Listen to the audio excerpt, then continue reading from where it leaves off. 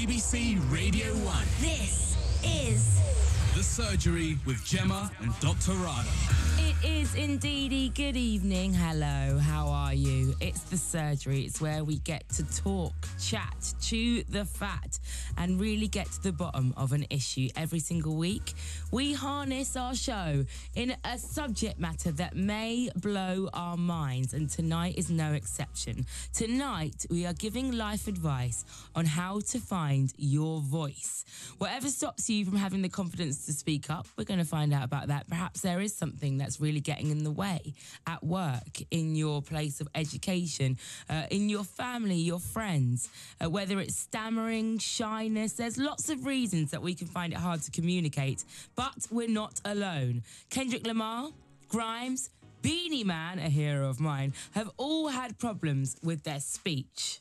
I was born as a very stammer kid, so I couldn't speak. So I started to sing first. So, are there ways that we can find a way to get over whatever it is that's going on with the way that we talk, the way that we communicate? We are going to find out tonight. I have good days where I can chat to random people and other days where I can't even talk to the bus driver.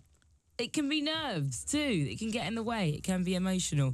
Rada, how many realms are there when it comes to the way that we speak and finding our voice? So many different ways. I mean, our voice is fascinating. It's the way we express ourselves, the way we kind of let other people know who we are.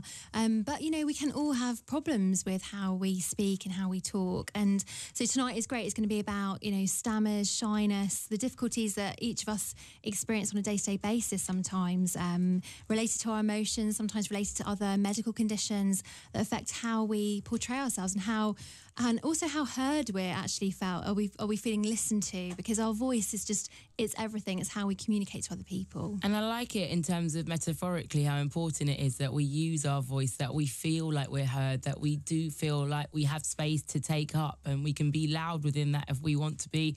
We can be quiet if we want to be, and we can talk and we can ask questions from our own hearts and souls and minds. So do you struggle to make yourself heard? Is a stammer messing with your confidence, and is shyness ruining your life? Then tonight is the night. This is for you, or perhaps you know someone that could really benefit from this. The number is 03700 100 100. Tweet using the hashtag Find Your Voice, and we are at BBC R1. And don't forget, you can always text us on 81199. So we're not on our own this evening. We are joined by an expert guest who worked as a drama teacher and voice coach. Caroline Goyder's TEDx talk on how to speak with confidence has had over 3 million views. This lady knows wagwan when it comes to talking. Hi, Caroline. How are you? Yeah, great. And this is a subject so close to my heart because I struggled to speak when I started out. So, yeah, looking forward to it. What was your particular struggle? What do you remember about finding it really difficult? I remember I trained as a TEFL teacher when I was in my early 20s. And I remember standing in front of an audience of Argentinian students not knowing what to say and feeling that moment of hell's mouth opening and terror. And since then, I've learned how to do it. It's always been a huge fear of mine, being someone that has to talk, you know, for my job and in public quite a lot, because sometimes you can feel so nervous and you just got to hope for the absolute best. But someone that's meant to know how to do it at the drop of a hat, if you just lost your voice, like, or, you know, you just couldn't find the way of expressing what you needed to or wanted to on live telly or live radio. So scary! It is scary. And also it's the impact of that experience on you, isn't it? So sometimes if we have a stammer or we have a bad experience speaking in public, then that fear or that worry then goes on to the next time, doesn't it? So it's a kind of bit of a vicious cycle that we need to break if we have had a bad experience. How common are stammers? They can be fairly common, actually. So I think about 1% of the adult population has a stammer. Again, there are different causes for stammers. So you'll find them in young children under 5. Sometimes they persist into adulthood. And it's something, again, which, you know, can really impact on someone's confidence. It can cause a lot of anxiety, a lot of shame, a lot of feelings of low self-esteem. But there are loads of things that we can do, both in terms of helping you get over your stammer or improve it if you want to, but but also focusing on your confidence and actually kind of accepting your stammer and how to kind of make you feel okay with it and get on and do the things you want to do despite your stammer. Become Beanie Man. Yeah. Be an all-time not? hero dancehall artist. Sounds good to me. Zim Zimmer. It wasn't meant to be funny, guys. I was just, using my voice. So what actually happens to the voice or our kind of emotions connected mentally when a stammer is happening? I'm interested. Do either of you know the kind of the sort of facts behind a stammer? So the part of our brain that's responsible for speech is on the left side of our brain in most people, most right-handed people, and a proportion of left-handed people. And so when we want to speak, it's a really complex process. So our brain sort of fires off signals saying you need to find these words, but then also you've got your mouth, your muscles, your tongue, your vocal cords, and your breathing, so the amount of air that's coming through your vocal cords. And all of those things have to be coordinated for you to find the right word and say it in the right way. It's making my mind boggle. It is. And it's a really massively complex process to coordinate, which is why it's so clever. And we take it for granted because it comes out of our mouth like this. And why is it so embarrassing when we get it wrong? You know, when sometimes you're thinking about a word or you're having a conversation and then you get distracted because you see a sign or you start, and everything just gets so fuzzy in that moment and you say the complete wrong thing. You might say good night when it's the morning or something and it's just so embarrassing. You're like, is this it? Have I gone crazy?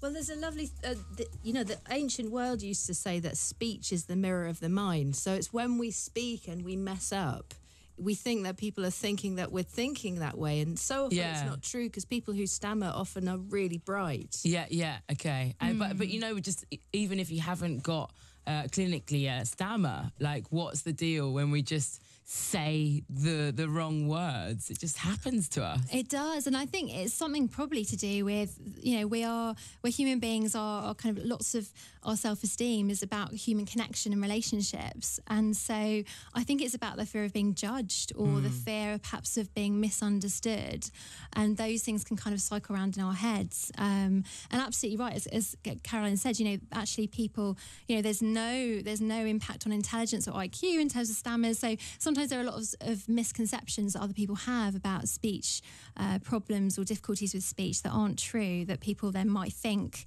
they might think I don't know the word or that I'm not as intelligent as them, and that's just not true. And it's when you're under pressure, if you've got to do public speaking or you've got to address something really important, or perhaps you're doing a speech at a wedding, that is when you really, really want to get every single word completely right, and when your brain can really F you over.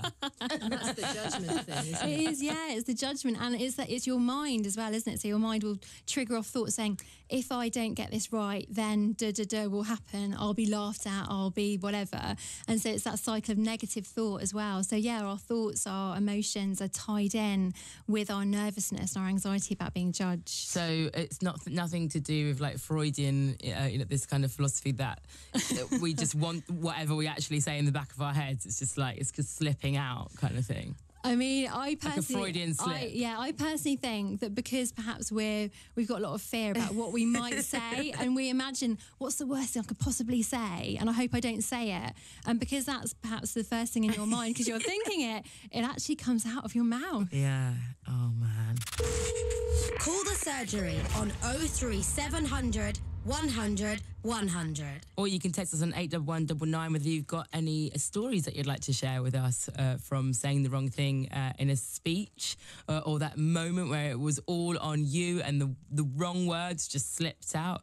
And maybe it was fine, maybe you got over it, or maybe it was really embarrassing. Tonight is the night to share.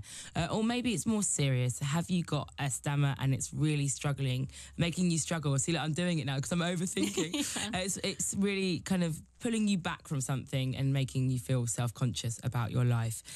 It can be any realm of discussion. We can talk about the way that we use different accents.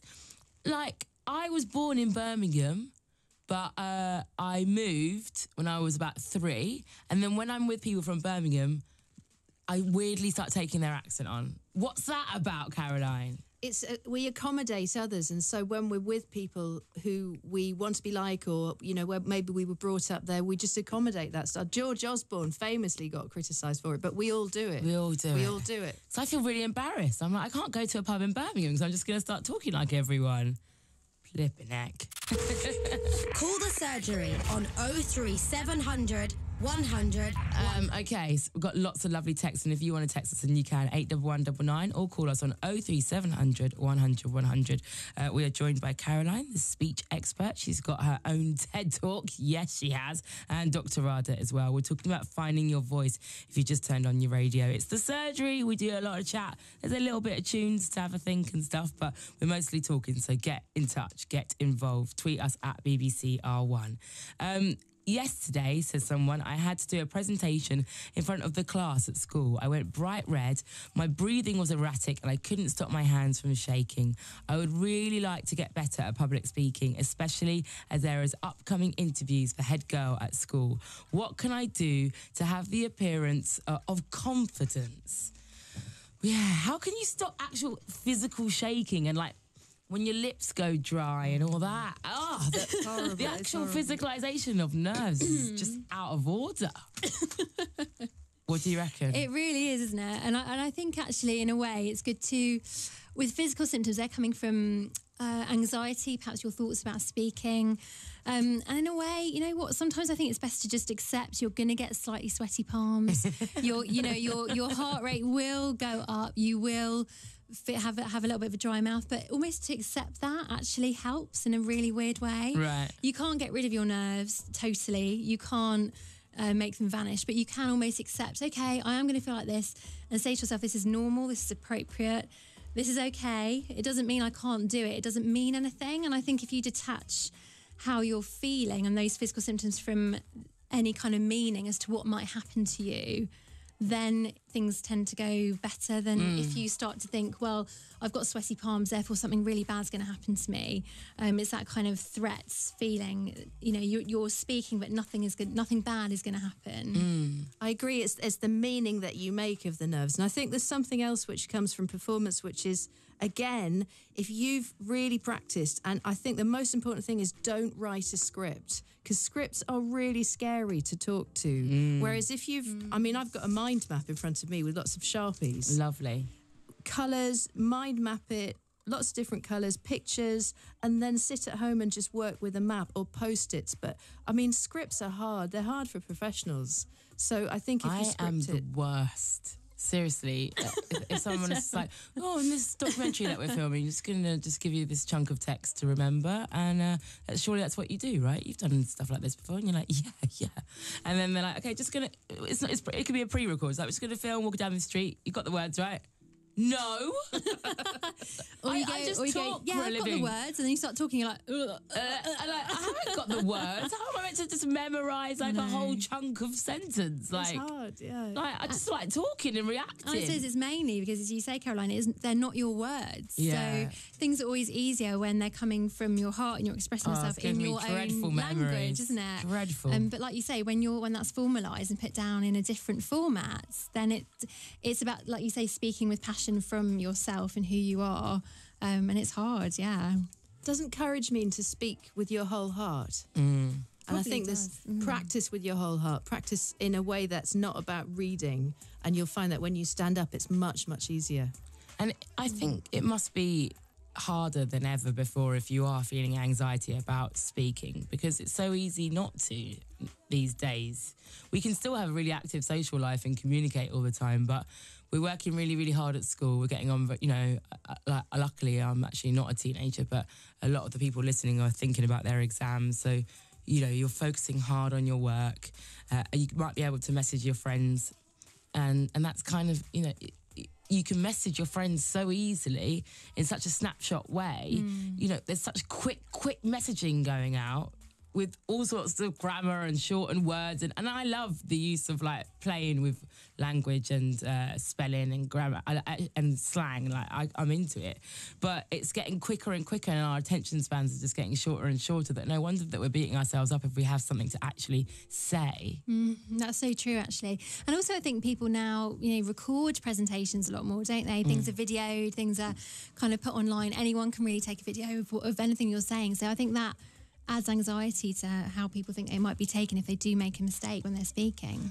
Lars text saying, oh my God, this is my problem. I don't bother speaking sometimes because I feel invalid. You are valid. Everyone listening is valid. You really are. Every single human being on this planet is valid, no matter what it is that you have to say, even if other people don't agree with it, or you've got something that's upsetting to say for other people. It's really important that you know that you are important. It's as simple as that.